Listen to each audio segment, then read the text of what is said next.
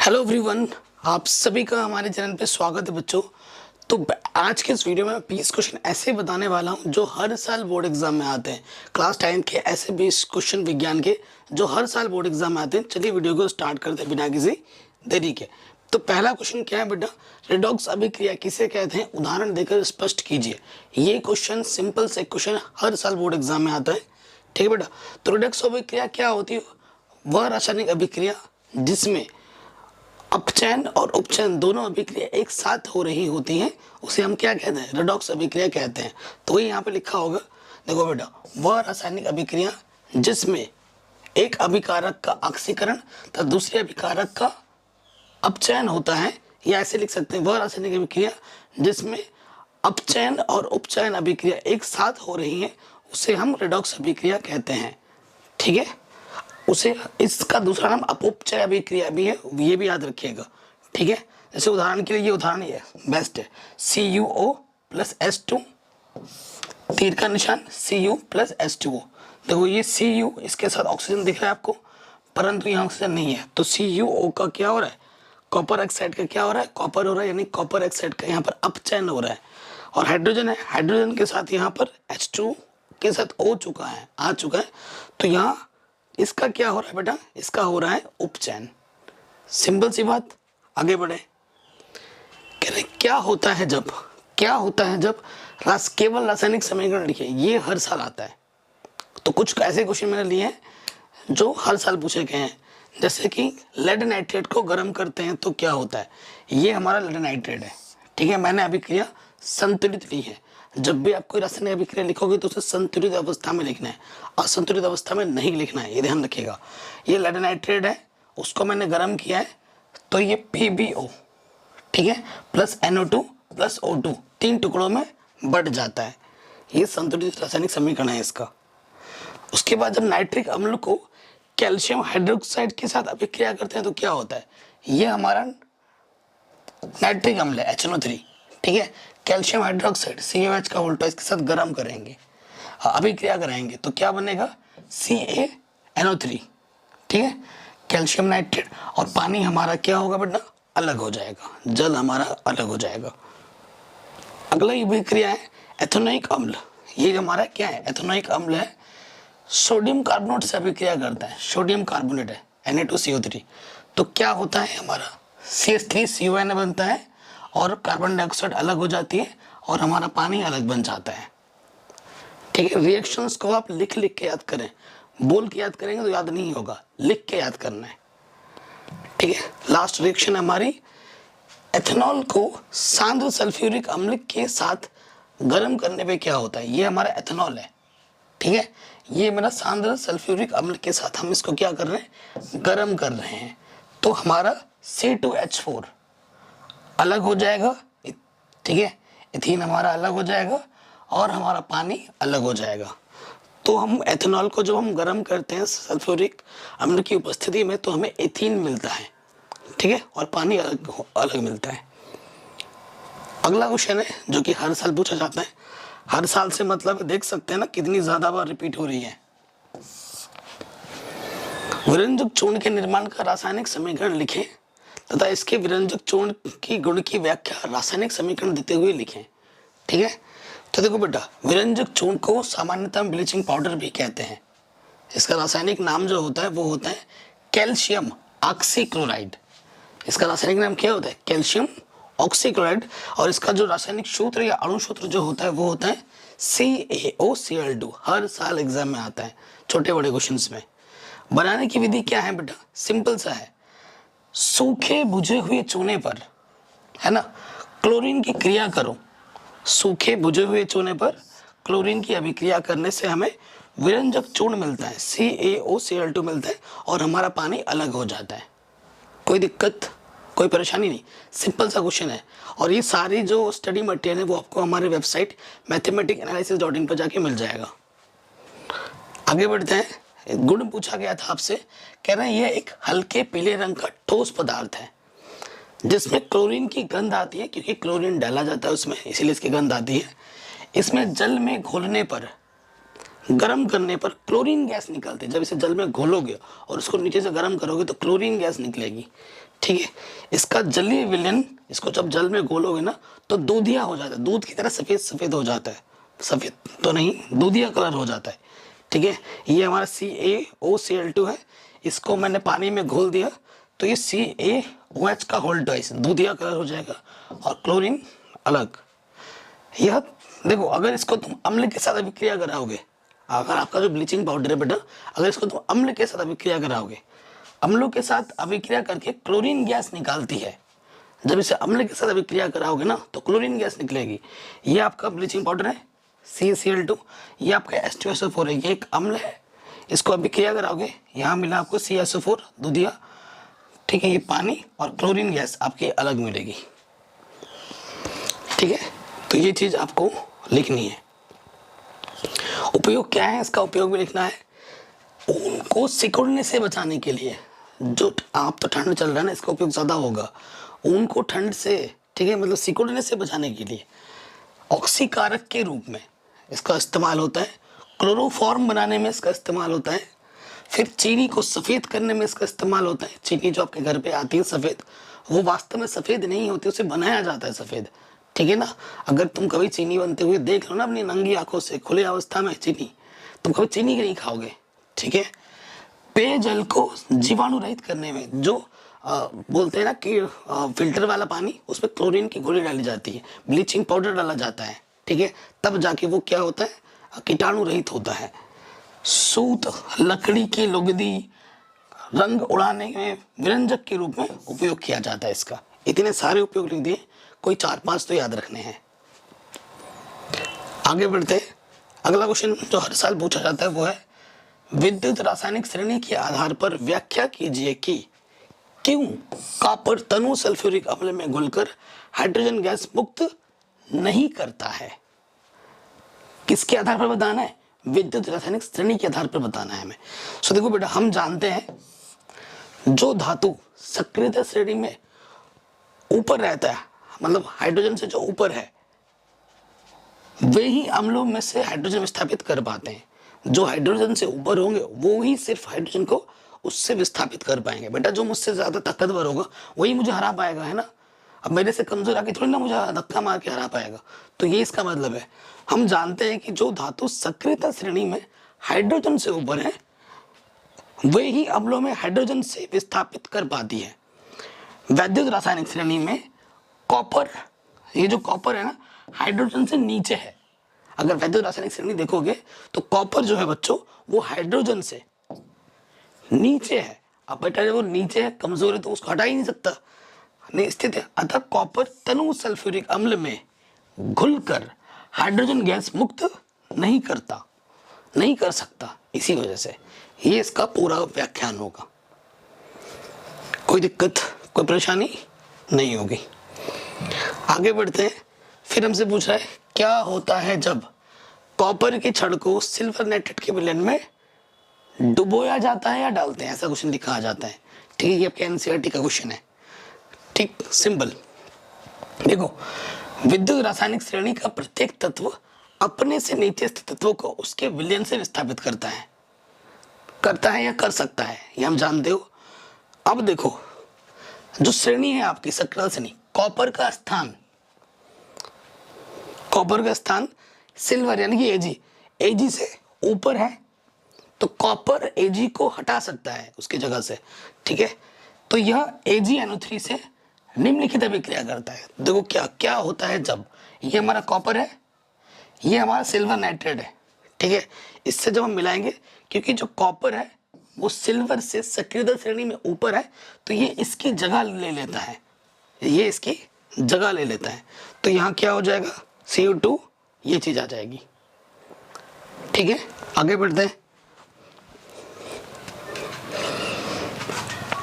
Next question में आ जाते हैं बच्चों। आपकी मैडम चाय लेके गई है। तो नेक्स्ट क्वेश्चन क्या है, अयस्क व खनिज को परिभाषित कीजिए।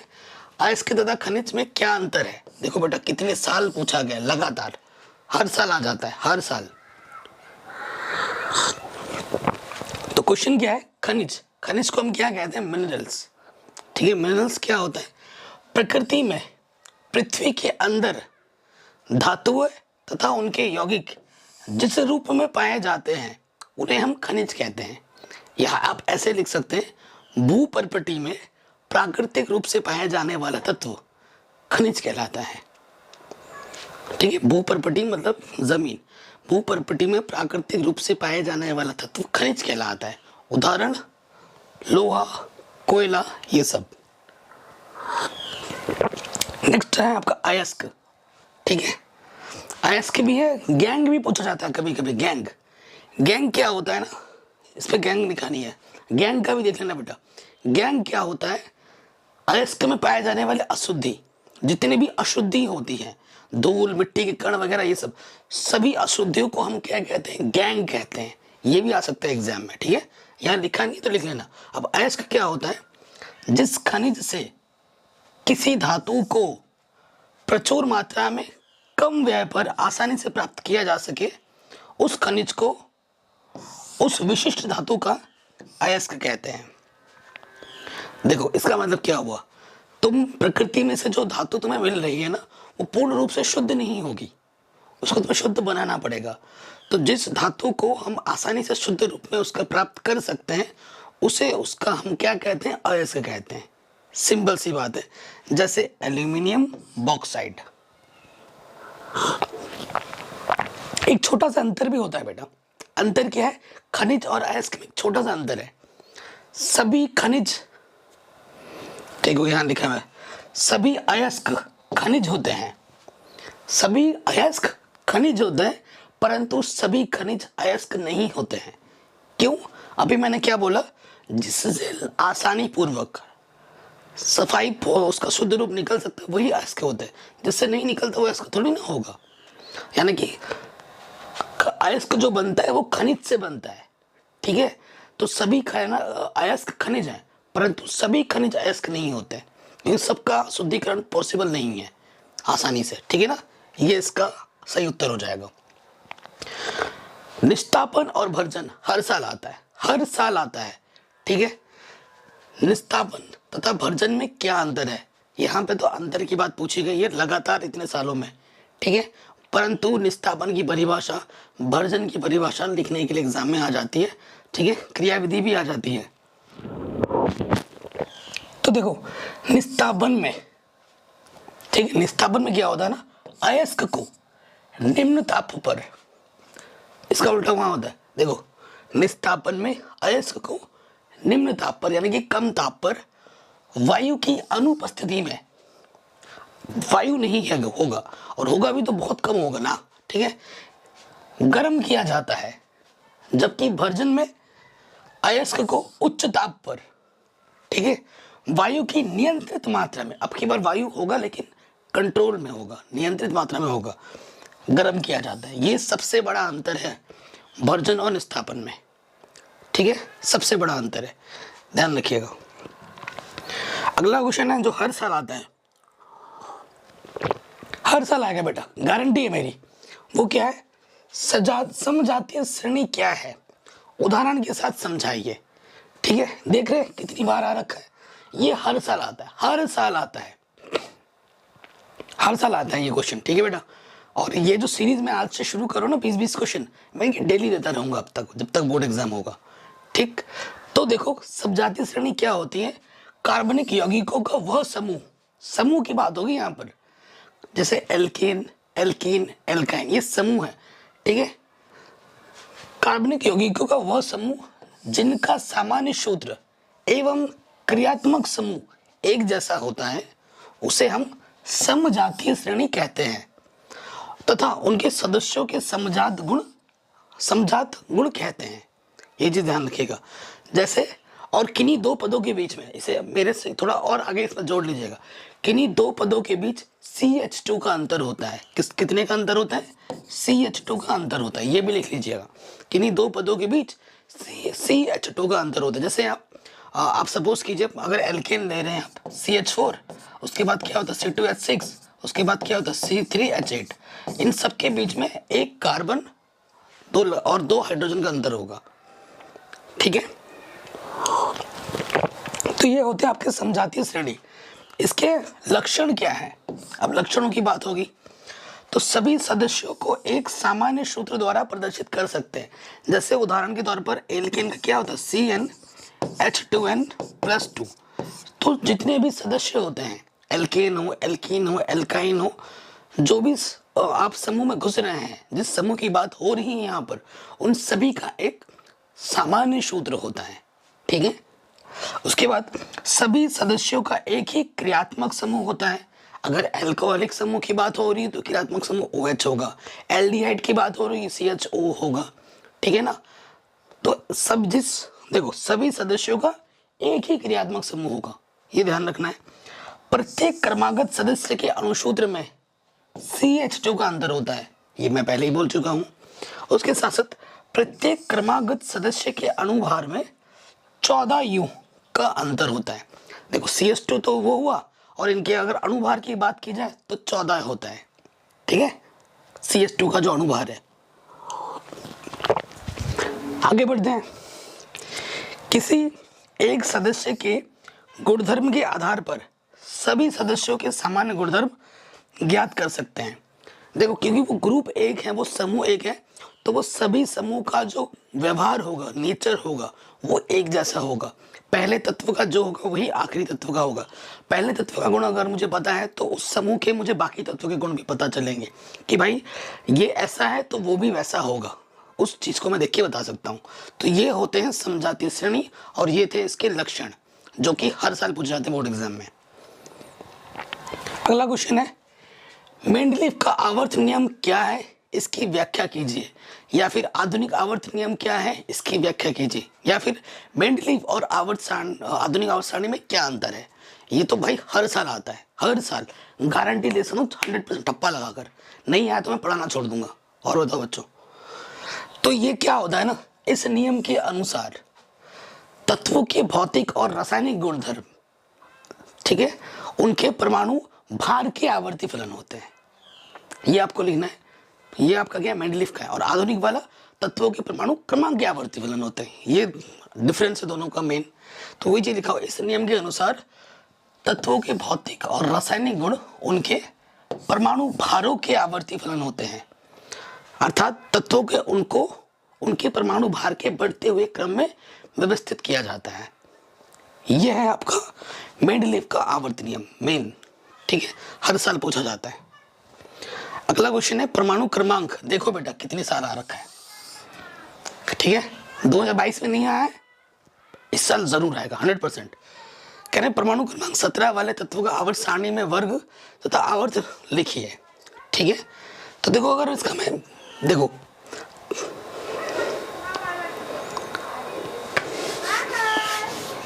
देखो ये क्या चीज है बेटा, क्लोरीन है ना। क्लोरीन का परमाणु क्रमांक 17 होता है। तो प्रथम कक्ष में अधिकतम 2 आते हैं, दूसरे में अधिकतम 8 आते हैं। 2 और 8 10, और आ गया लास्ट में 7। तो कितने, 1 2 3 है। तो ये इलेक्ट्रॉनिक विन्यास किया हमने। चूंकि इसके इलेक्ट्रॉनिक विन्यास में 3 कोश है LMN, तो इस वजह से, और अंत में कितना है, 7 है। अष्टक पूरे होने के लिए 1 इलेक्ट्रॉन की कमी है। ठीक है, तो ये 3 कोश है, इसलिए तृतीय आवर्त में और बाहरी कक्ष में कितने हैं, 7 है। यानी कि ये सप्तम समूह में स्थित है। तो 3 तो आपका आवर्त होगा और समूह आपका 7 होगा। ठीक है, ये सिंपल सा आंसर है। हर साल आता है 2 नंबर में। 2 नंबर पक्के हो जाएंगे सर बोर्ड एग्जाम में। ये क्वेश्चन तो जरूर आएगा 100%।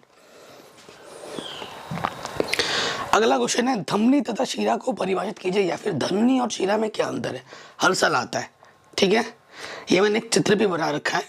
ठीक, तो रुधिर, आपके शरीर में जो खून, शिरा और धमनी, एक शुद्ध रक्त होता है, एक अशुद्ध रक्त होता है। आपका क्या शुद्ध क्या है, शुद्ध रक्त में ऑक्सीजन होता है, अशुद्ध रक्त में हाइड्रोजन होता है। ठीक है, कार्बन होता है। सो देखो बेटा, रुधिर परिसंचरण के लिए, मतलब खून के शरीर के बहाव के लिए, पूरे शरीर में है ना, परिसंचरण के लिए हृदय एक पंप के समान कार्य करता है। हमारा जो हृदय है वो जिंदगी भर चलता रहता है, जब से हम पैदा होते हैं। जिस दिन ये बंद होगा हमारा काम खत्म। ठीक है ना। आजकल तो कभी भी किसी का ये बंद हो जा रहा है, सुनने में आ रहा ना, किसी का भी हार्ट अटैक हो जा रहा है। तो अपने हार्ट का ख्याल रखें, प्रॉपर अच्छा खान पान करें, है ना। तो देखो बेटा, रुधिर परिसंचरण के लिए हृदय एक पंप के समान कार्य करके जिन वाहिनियों के रुधिर को भेजता है उन्हें हम धमनियां कहते हैं। धमनियां ऊतकों में पहुंचकर केशिकाओं में बट जाता है तथा बाद में एकत्रित होकर शिराओं का निर्माण करती है। शिराएं रुधिर को वापस हृदय में लाती हैं। ठीक है, तो धमनी और शिरा को परिभाषित करना था, ये चीज है। इसका कार्य क्या है वो अलग चीज है। ठीक है, तो ये आपको लिखना है। अभी तो मैं आपके लिए ढेर सारे क्वेश्चन लाता रहूंगा, ये टॉनिक है आप लोगों के लिए। 20-20 क्वेश्चन इंपॉर्टेंट। ठीक है, तो डेली का डेली पढ़ोगे तो एग्जाम में आपको फोड़ने से कोई रोक नहीं सकता। अगला क्वेश्चन है, चित्र भी बनाना है इसमें। क्वेश्चन क्या है, पुनरुद्ध भवन का क्या तात्पर्य है। ठीक है, लगातार 2 साल पूछा गया है, उदाहरण सहित समझाइए। पुनरुद्ध भवन, ठीक है, तो देखो बेटा, आपने देखा होगा जो स्पंज होते हैं, जो हाइड्रा होते हैं, ये चित्र भी देख सकते हैं हम। ठीक है, जीवों को 2 या 2 से अधिक भागों में काटने पर प्रत्येक भाग अपनी कमियों को पूरा करके एक पूर्ण जीव बना लेता है। ठीक है, एक पूर्ण जीव बना लेता है। अगर तुम इसको ना 2 टुकड़ों में बांट दोगे, ये 2-3 टुकड़ों में बांट दिया, तो ये वाला टुकड़ा नीचे वाला हिस्सा खुद बना लेगा, ये जो टुकड़ा है ऊपर वाला भाग भी बना लेगा, नीचे वाला भाग भी बना लेगा, और ये जो टुकड़ा है ना ऊपर वाला भाग बना लेगा। तो पुनरुद्ध भवन में क्या होता है, अगर एक जीव को तुमने कई हिस्सों में बांट दिया है, ठीक है, तो वो जो हिस्से बटे हुए हैं उनके जो भाग उनके पास नहीं है ना, उन भागों को वो स्वयं बना लेता है और एक अपना एक अलग जीव बन जाता है। तो इसको हम कहते हैं पुनरुद्ध भवन। ठीक है, इस प्रकार केचुआ, सितारा मछली आदि शरीर का अधिकांश भाग दोबारा बना लेते हैं। पुनरुद्ध भवन के गुण के कारण हाइड्रा भी 1 से अधिक जातियों के कटे हुए शरीर के आपस में जोड़े जा सकते हैं। इस क्रिया को रोपण, ग्राफ्टिंग कहते हैं। ठीक है, तो ग्राफ्टिंग का बहुत यूज करते हैं जो नर्सरी वाले होते हैं ना, जो नर्सरी में जब पौधे लगाने वाले जो होते हैं वो ग्राफ्टिंग का बहुत यूज करते हैं। ये एक बहुत सटीक विधि है। ठीक, अगला क्वेश्चन है, एक संकर तथा द्विसंकर क्रॉस से आप क्या समझते हैं, उदाहरण देकर समझाइए। ठीक है, एक संकर या फिर द्विसंकर। तो देखो, सबसे पहले बात करेंगे एक संकरण। ठीक है, मोनोहाइब्रिड क्रॉस, ये क्या होता है, विपरीत लक्षण नर तथा मादा के मध्य जब केवल एक जोड़ा विपरीत लक्षणों के अध्ययन के लिए संकरण कराया जाता है तो इन विपरीत लक्षणों के संकरण को एक संकरण कहते हैं। जैसे लाल फूल वाले तथा सफेद फूल वाले पौधे के मध्य संकरण। ठीक है, ये एक संकर हुआ। अब द्विसंकर क्या होता है, जब विपरीत लक्षणों वाले, ठीक है, नर तथा मादा के मध्य दो जोड़ा, अब एक नहीं दो जोड़ा विपरीत लक्षणों के अध्ययन के लिए संकरण कराया जाता है तो इसे द्विसंकर संकरण कहते हैं। ये मेन डिफरेंस था यहाँ पर। ठीक है, जैसे पीले गोल बीज वाले और हरे झुर्रीदार बीज वाले पौधे के मध्य संकरण। पीले गोल 2, ठीक है, हरे झुर्रीदार 2 गुण है ना, तो ये द्विसंकरण में आ जाएगा। तो ये होता है एक संकर, ये होता है द्विसंकर। इंपॉर्टेंट क्वेश्चन है, पूछा गया लगातार कई साल। आगे बढ़ते हैं, जीन क्या है, जीन का अर्थ क्या है, जीन की प्रकृति को समझाइए। लगातार बहुत साल पूछा गया है। ठीक है, तो देखो, मैं अपने पापा की तरह दिखता हूँ, तुम भी अपने पापा या मम्मी की तरह दिखते होगे, तो ये किसका गुण है, ये जीन का गुण है। ठीक है, जीन क्या करता है, एक पीढ़ी से दूसरी पीढ़ी में जो संचार में पहुंचता है। ठीक है, तो देखो, सभी जीवों में आनुवंशिक लक्षणों का एक नियंत्रण एवं संचरण आनुवंशिक इकाइयों द्वारा होता है। ठीक है, मेंडल ने इन इकाइयों को कारक कहा था तथा जॉनसन ने इनके लिए जीन शब्द का प्रयोग किया। तो मेंडल ने तो उनको कारक कहा था, फैक्टर कहा था, लेकिन जो जॉनसन वैज्ञानिक थे उन्होंने इसका नाम जीन दे दिया। ठीक है, तो जीन लक्षणों को एक पीढ़ी से दूसरी पीढ़ी तक पहुंचाता है। ठीक है, कभी कभी देखा होगा हम अपने दादाजी की तरह दिखते हैं, कभी कभी हम अपने पापा की तरह दिखते हैं, कोई कोई व्यक्ति अपनी मम्मी की तरफ जाता है। तो ये जीन होता है जो आनुवंशिक लक्षणों को एक पीढ़ी से दूसरी पीढ़ी तक पहुंचाता है। जीन की विशेषता क्या होती है? जीन गुणसूत्र के क्रोमोसोमिया पर माला के मोतियों के समान रैखिक क्रम के लगी संरचनाएं होती हैं जो आनुवंशिक लक्षणों का नियंत्रण करती हैं। जीन संरचरण की इकाई है जो जनक से संतानों में पहुंचती है। जनक से अगर मेरी शादी हुई है, ठीक है, मैं जनक हूं, मेरे संतानों तक पहुंचेगी, ये मतलब वो। अगले क्वेश्चन पे, इसके अगले भाग पे आते हैं। जीन उत्परिवर्तन की इकाई है जिनका संरचना परिवर्तन होता रहता है। जीन कार्यकी की इकाई है, ये जीवों के विभिन्न लक्षणों का नियंत्रण करती है। जीन डीएनए का वह भाग है जिसमें एक प्रोटीन या पॉलीपेप्टाइड श्रृंखला के संश्लेषण की सूचना होती है। तो ये सब इसके लक्षण हैं, इसकी उपयोगिता है। आगे चलते हैं, नेक्स्ट क्वेश्चन पे आ जाते हैं, जो कि कई साल पूछा गया 2 नंबर में या 3 नंबर में। वो है, वायु में प्रकाश की चाल इतनी है 3 × 10⁸ मीटर प्रति सेकंड है। उस माध्यम में प्रकाश की चाल ज्ञात कीजिए जिसका वायु के सापेक्ष अपवर्तनांक 1.5 है। बहुत ही आसान क्वेश्चन है, ठीक है। तो हमें प्रकाश की चाल, देखो वैसे अगर अपवर्तनांक बराबर होता है c/v, क्या होता है c/v, तो हमें क्वेश्चन में क्या निकालना है? हमें प्रकाश की चाल दे रखा है, हमें प्रकाश की चाल c दे रखा है, क्वेश्चन में c दे रखा है 3 × 10⁸ है ना, मीटर प्रति सेकंड। और हमें अपवर्तनांक n दे रखा है, n कितना दे रखा है? n दे रखा है 1.5।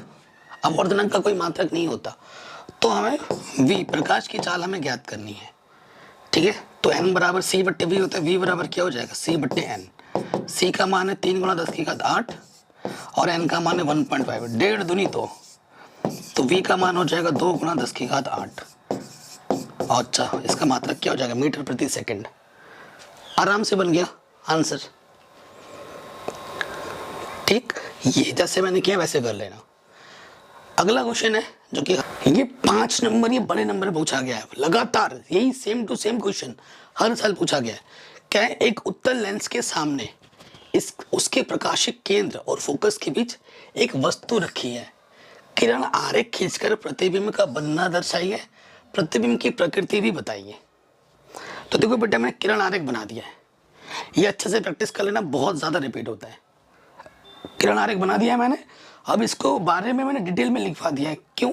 अगर मैं मुंह से बोलूंगा शायद आपको अभी तुरंत समझ में आ जाए, ये 2 सेकंड बाद फिर भूल जाओ, तो मैंने लिखवा भी दिया है ताकि देखने के बाद आप याद भी रखो, बाद में आपके हो जाए कॉपी में लिख के, ठीक है। देखो, वस्तु लेंस के सामने, ये देखो वस्तु है लेंस के सामने।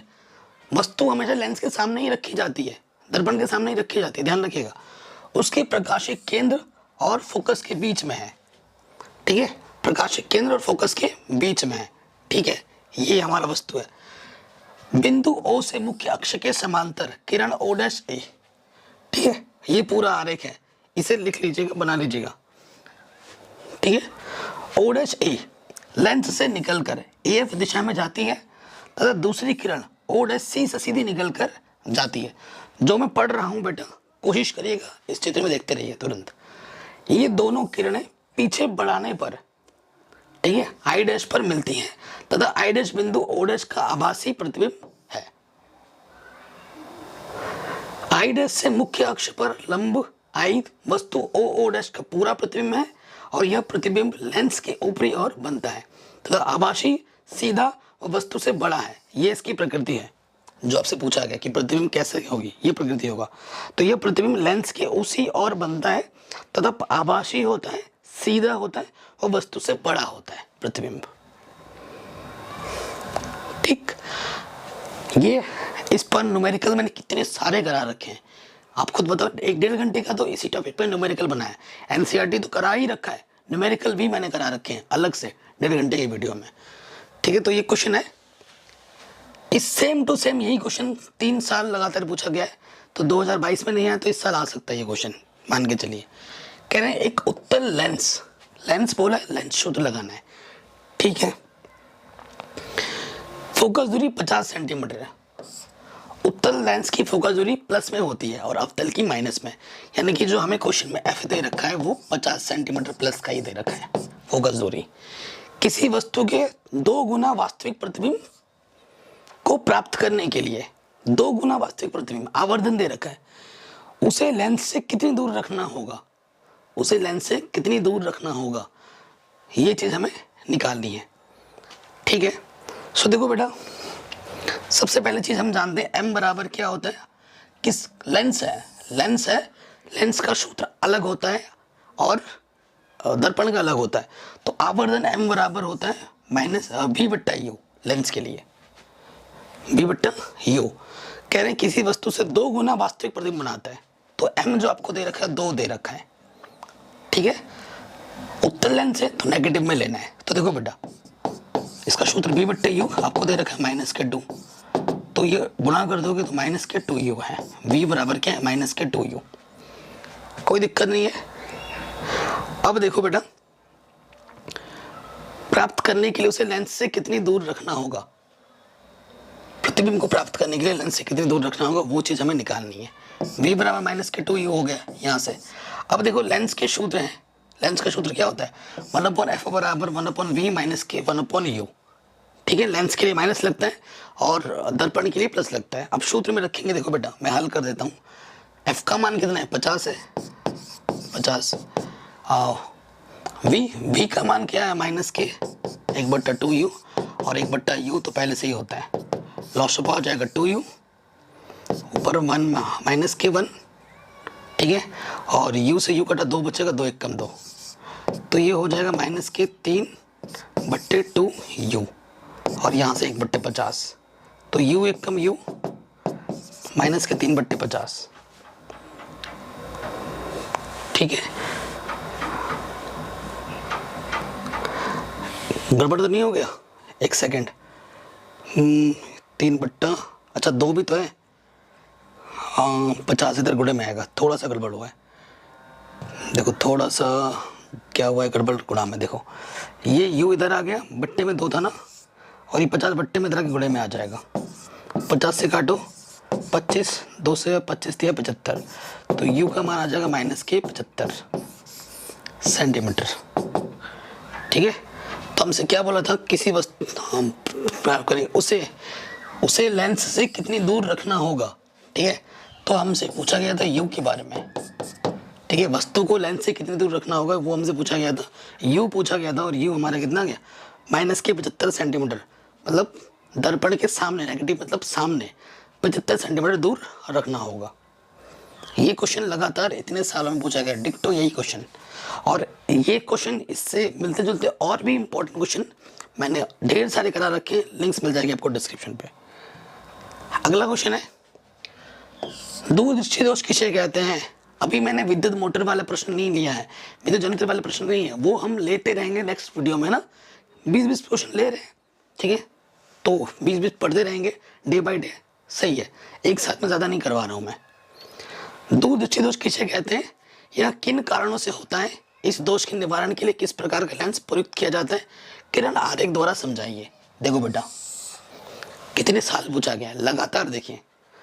ठीक है, तो देखो बेटा क्वेश्चन में आ जाते हैं, किसे कहते हैं दूरदृष्टि दोष में क्या होता है, दूर की वस्तु तो हमें साफ दिखती है परंतु निकट का साफ नहीं दिखता है। दृष्टि दोष जैसे ही आएगा उसका नाम का उल्टा, दूरदृष्टि दोष है यानी कि दूर की वस्तु साफ दिख रही है परंतु निकट का मुझे साफ नहीं दिख रहा है, यानी कि मुझे दूरदृष्टि दोष है। तो क्या होता है, वह दृष्टि दोष जिसमें व्यक्ति को दूर की वस्तु स्पष्ट दिखता है परंतु निकट की वस्तु स्पष्ट नहीं दिख पाता, तो उसे हम दूरदृष्टि दोष कहते हैं। ठीक है, तो ऐसे क्या होता है, ऐसे दोष युक्त व्यक्ति का निकट बिंदु सामान्य निकट बिंदु से दूर हट जाता है। सामान्य निकट बिंदु कितना होता है, 25 सेंटीमीटर, तो 25 सेंटीमीटर से दूर हट जाता है। होने का क्या कारण है, अभिनेत्र लेंस की फोकस दूरी का अत्यधिक हो जाना। जो फोकस दूरी होती है ना अभिनेत्र लेंस की, वो ज्यादा हो जाती है, तब ऐसा होता है। और नेत्र गोलक का छोटा हो जाना, जो नेत्र का हमारा जो गोलक है वो छोटा हो जाता है, तब ये कमी आती है। दूर करने का उपाय क्या है, इसका निवारण क्या है, अभिसारी लेंस जिसे हम उत्तल लेंस कहते हैं। तो इस दोष को दूर करने के लिए हमें उत्तल लेंस के चश्मा लगाने पड़ते हैं, अभी सारी लेंस का चश्मा लगाना पड़ता है, ठीक है। उसको लगाकर ही हम उस चीज़ को ठीक कर सकते हैं। देखो, और ये किरण आरेख बनाने के लिए बोला था, तो ये किरण आरेख बनाने की प्रैक्टिस अब अच्छे से कर लेना। नेक्स्ट, किसी विद्युत परिपथ में अमीटर और वोल्टमीटर क्यों लगाए जाते हैं? अमीटर और वोल्टमीटर क्यों लगाए जाते हैं? इन्हें परिपथ में किन क्रमों में जोड़ा जाता है, अमीटर और वोल्टमीटर को? ये क्वेश्चन पूछा गया है लगातार कई साल। तो अमीटर जो होता है बेटा, ए अमीटर ऐसे लिखा होता था ना, ये अमीटर है। अमीटर क्यों लगाया जाता है? विद्युत धारा को मापने के लिए। और वोल्टमीटर लगाया जाता है विभवांतर को मापने के लिए, वोल्टेज है ना, वोल्ट मीटर ऐसा सिंबल होता है उसका। तो अमीटर परिपथ में धारा मापने और वोल्टमीटर परिपथ के सिरों के बीच विभवांतर मापने के लिए प्रयुक्त किए जाते हैं। विद्युत परिपथ में अमीटर को श्रेणी क्रम में लगाया जाता है और वोल्टमीटर को समांतर क्रम में लगाया जाता है। अमीटर को श्रेणी क्रम, ये याद रखिएगा, और वोल्टमीटर को समांतर क्रम, ये याद रखिएगा, लगाया जाता है। हर साल आता है, सिंपल सा क्वेश्चन है, 2 नंबर पूछा जाता है। अगले क्वेश्चन में आ जाते हैं, वाट की परिभाषा लिख दीजिए, किलोवाट घंटा तथा जूल में संबंध स्थापित कीजिए। लगातार कितने साल पूछा गया है। वाट किसका मात्रक होता है? शक्ति का। शक्ति P बराबर क्या होता है? VI, है ना। तो इसके कई सारे सूत्र हम बना सकते हैं, कई सारे परिभाषा हम बना सकते हैं। तो वाट की परिभाषा देखो, वाट ये सामर्थ्य यानी कि शक्ति का मात्रक है। यदि किसी कर्ता जो कर रहा है, जैसे मैंने इसको उछाल दिया, ये मेरे हाथ में जो है, ठीक है, ये उछाल दिया तो कार्य हुआ है। अगर विस्थापन हुआ है तभी कार्य माना जाता है। देखो, तुम्हारे सामने दीवार है ना, अब दीवार पे तुम यूं जोर लगा रहे हो, बल लगा रहे हो, फोर्स लगा रहे हो, तुम पूरा थक गए, तुम्हारा शरीर चूर चूर हो गया, अरे मैंने बहुत काम कर दिया। तो जो ठेकेदार आएगा ना, बोलेगा तूने कुछ नहीं किया है। क्यों? क्योंकि दीवार तो जगह से हिली नहीं है। तो कार्य तब तक नहीं माना जाता है जब तक वस्तु का विस्थापन नहीं होता है, ये ध्यान रखिएगा, ठीक है। देखो यहाँ पर बोल रहा है, यदि किसी कर्ता के कार्य करने की दर 1 जूल प्रति सेकंड है तो उसकी सामर्थ्य 1 वाट कहलाती है। इसी प्रकार यदि किसी विद्युत परिपथ में विद्युत ऊर्जा व्यय की दर 1 जूल प्रति सेकंड हो तो उससे उस परिपथ में लगे विद्युत स्रोत की सामर्थ्य 1 वाट होती है। तो 2 तरीके से पूछा गया था, वो हमने लिख दिया। देखो, वाट को हम लिख सकते हैं एम्पियर वोल्ट, क्योंकि P बराबर क्या होता है? VI। I का मात्रक एम्पियर, वोल्ट है B का, ठीक है। वाट को हम लिख सकते हैं इस तरीके से भी, जूल प्रति सेकंड, ठीक है, कूलाम, इस तरीके से अलग अलग मात्रक के फॉर्म में बना सकते हैं। ये कॉपी में लिख लीजिएगा। तो किलोवाट घंटा पूछा है हमसे, वो भी बताना है। किलोवाट घंटा यह विद्युत ऊर्जा का मात्रक है। इसको साधारण भाषा में हम यूनिट कहते हैं। हमारे घरों पे जो बिजली मापने कितने यूनिट प्रयोग किया, तो वही चीज़ है ये। किलोवाट घंटा का सामान्य नाम यूनिट बोला जाता है, ये ध्यान रखिएगा। 1 किलोवाट घंटा किसी विद्युत परिपथ में 1 घंटे में व्यय होने वाली विद्युत ऊर्जा की मात्रा है। जो आपका 1 किलोवाट घंटा है ना, किसी विद्युत परिपथ में, कोई भी विद्युत परिपथ है, 1 घंटे में होने वाली विद्युत ऊर्जा की मात्रा है, ठीक। जबकि उस परिपथ में 1 किलोवाट विद्युत शक्ति का स्रोत हो, यह भी जरूरी है। फिर हमसे बोला गया था किलोवाट घंटा और जूल में संबंध क्या है। तो 1 किलोवाट घंटा जो होता है, ठीक है, 1 किलोवाट घंटा जो होता है वो 3.6 × 10⁵ जूल के बराबर होता है। तो इसे याद कर लीजिएगा, ये 1 नंबर में वैसे भी पूछा जाता है, ठीक है, कोई दिक्कत नहीं। ये पूरा कैलकुलेशन किया, देखो 1 किलोवाट घंटा, ये 1 किलोवाट और 1 घंटा है, ठीक है। तो 1 किलोवाट में 10⁵ वाट हुआ, इसको किलोवाट को वाट में कन्वर्ट कर दिया। 1 किलोवाट में 1000 वाट होता है, और घंटे को मैंने सेकंड में बदल दिया, ठीक है। तो 10⁵3 6 × 36, ठीक है, ये चीज़ हो गई। और इसको जब आप ढंग से सॉल्व करोगे तो इसको मैं ऐसे लिख सकता हूँ, 3.6 सार्थक अंक में मैंने बदल दिया है, 3.6 × 10⁵5 जूल, ठीक है। आगे बढ़ते हैं, ये चीज़ समझ गया ना। देखो बेटा, ये क्या है? 10⁵3 और 6 × 36, और पीछे से 2 0 है ना, 10⁵2। देखो ये 36 हो गया और 10 की घात 3 और 10 की घात 2। ठीक है, तुम्हें दशमलव यहाँ लगाना है, 10 और 3 ये तो 5 हो जाएगा। ठीक है ना, दशमलव यहाँ लगाना 3.6, तो मुझे 10 से भाग देना होगा, 10 से भाग दूंगा तो मुझे 10 से गुणा भी करना होगा। ठीक है ना, तो यहाँ पर 10 की घात 5 नहीं 10 की घात 6 होगा। सही किया यार, 10 की घात 6 होगा, 3.6 गुणा 10 की घात 6 जूल होगा। ये थोड़ा गलती कर रखा था, अभी कैलकुलेशन किया तो पता चल गया। 3.6 गुणा 10 की घात 6 जूल होगा बेटा। अगला क्वेश्चन जो हर साल आता है, बायो सेवर्ट का नियम। ये क्वेश्चन आपके क्लास 12th में भी है, आपको जान के मजा आ जाएगा बेटा। ये क्वेश्चन क्लास 12th वाले बच्चे भी पढ़ते हैं, आप तो पढ़ ही रहे हो, 12th वाले बच्चे भी पढ़ते हैं बायो सेवर्ट का नियम। ठीक है, तो बहुत आसान है। देखो, ये हमारा एक धारावाहिक चालक है जिस पर आई धारा बह रही है, करंट इसमें जो बह रहा है वो आई बह रहा है। ठीक है, और ये ए बी है, ये बिंदु पी है। ठीक है, यहाँ पे जो कोण है वो थीटा है, और इस छड़ की जो दूरी है वो आर है। ठीक है, और यहाँ से लेकर यहाँ तक की जो लंबाई है वो डेल एल है। ठीक है, ये चित्र जरूर बनाने ला, अच्छे से प्रैक्टिस करके। तो बायो सेवर्ट का नियम बहुत सिंपल है। ठीक है, इसको मैं डेरिवेशन भी करा दूंगा एक अलग से वीडियो में बनाकर। तो क्या बोल रहा है, बायो सेवर्ट नियम क्या है? बायो सेवर्ट ने प्रयोगों के आधार पर धारावाहिक चालक से उत्पन्न चुंबकीय क्षेत्र की तीव्रता का सूत्र प्राप्त किया। ठीक है, इस प्रयोग के आधार पर धारावाहिक चालक के एक छोटे खंड डेल आई, ठीक है, छोटे खंड डेल आई द्वारा किसी बिंदु P पर उत्पन्न चुंबकीय क्षेत्र B, इस P पर जो उत्पन्न चुंबकीय क्षेत्र है वो B है, निम्नलिखित बातों पर निर्भर करती है कि चुंबकीय जो क्षेत्र होता है ना, वो जो छोटा सा लंबाई है उस पर निर्भर करता है। ये जो चुंबकीय क्षेत्र है वो लंबाई के समानुपाती होता है, वो विद्युत धारा के समानुपाती होता है। ठीक है, और उनके बीच की दूरी के वर्ग के व्युत्क्रमानुपाती होता है, और इनके बीच जो कोण बन रहा है ना, क्या साइन थीटा के समानुपाती होता है। और इन सबको जब तुम एक साथ मिलाते हो तो B समानुपाती I del L sine theta, और बट्टे में क्या है, ये आर स्क्वायर हो जाता है। ठीक है, ये आ जाता है, और इस समानुपाती के चिन्ह को हटाओगे, एक नियतांक जुड़ जाएगा के आई डेल एल साइन थीटा बट्टे आर स्क्वायर। ठीक है, के यहाँ पर एक नियतांक है। ये होता है आपका बायो सेवर्ट का नियम। तो आज के इस वीडियो में मैंने आपको 20 इंपॉर्टेंट क्वेश्चन बताए जो कि बार बार रिपीट हुए हैं और हर साल रिपीट होते हैं। ठीक है, ये एक सीरीज है बेटा, ये ऐसी सीरीज है जिसमें रिपीटेड क्वेश्चन आपको मिलेंगे। प्लीज़ आपका सपोर्ट चाहिए ताकि मैं ऐसे क्वेश्चन आपके लिए डेली लाता रहूँ, क्योंकि ये क्वेश्चन आपको करने ही करने हैं, चाहे दुनिया इधर से उधर हो जाए, लेकिन ये क्वेश्चन आपको करके ही जाने हैं, क्योंकि ये क्वेश्चन हर साल आ रहे हैं एग्जाम में, है कि नहीं। तो प्लीज़ वीडियो को हर जगह शेयर करें, डिस्क्रिप्शन ज़रूर चेक करें। ठीक है, वीडियो को लाइक ज़रूर करें, और अगर आपको PDF चाहिए तो अब हम हमारे वेबसाइट में जाएँ मैथमेटिक्स.in, वहाँ पर जाके आपको PDF मिल जाएगा। जय हिंद।